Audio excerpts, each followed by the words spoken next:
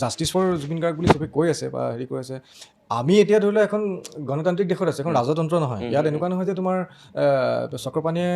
দেৱজিতক murder কৰিলে নেকি গতিকে আমি গোটেই হুলস্থুল লগাই দিলে অসমৰ 3 কোটি মানুহ বা 10 কোটি মানুহ একদম ৰাস্তাত হুলস্থুল কৰি অসম বন্ধ কৰি দিলে তাৰপিছত ৰজাই আহি পেলাই তোমাক মৃত্যুদণ্ড দিলে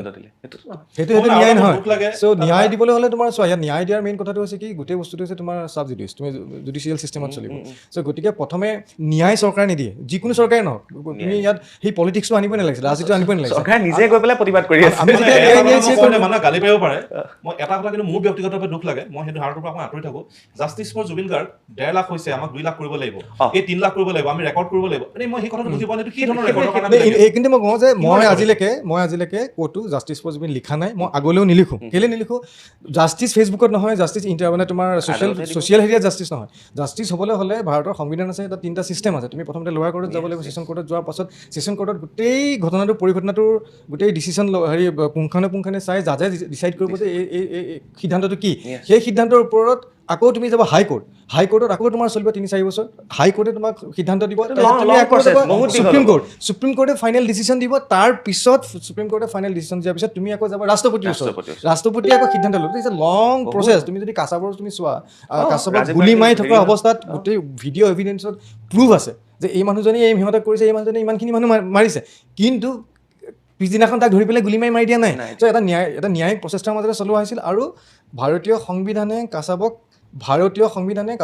ভাৰতীয় গভৰ্ণমেণ্টৰ খৰচত আজি যে আমি ইয়াতে চিঞৰি আছো মানুহ দুখ লাগে এতিয়া যে মানুহখিনি কোনো বুজাব অহা নাই ইয়াত কোনো অধিবক্তাই তেওঁলোকক ছাপোৰ্ট নকৰে আমুক নকৰে তামুক নকৰে কোনো অধিবক্তাও যদি নাহে তেওঁলোকে অধিবক্তা পাবলৈ বাধ্য জাজে যেতিয়া কোৰ্টলৈ যাব যেতিয়া যিদিনাখনৰ প্ৰথম আৰম্ভ হ'ব সেইদিনাখন প্ৰথমে সুধিব যে আপোনালোকৰ অধিবক্তা আছেনে নাই তেওঁলোকে যদি কয় যে আমাক কোনো নাহে কোনো কৰা নাই তেতিয়া জাজেই এপইণ্ট কৰিব যে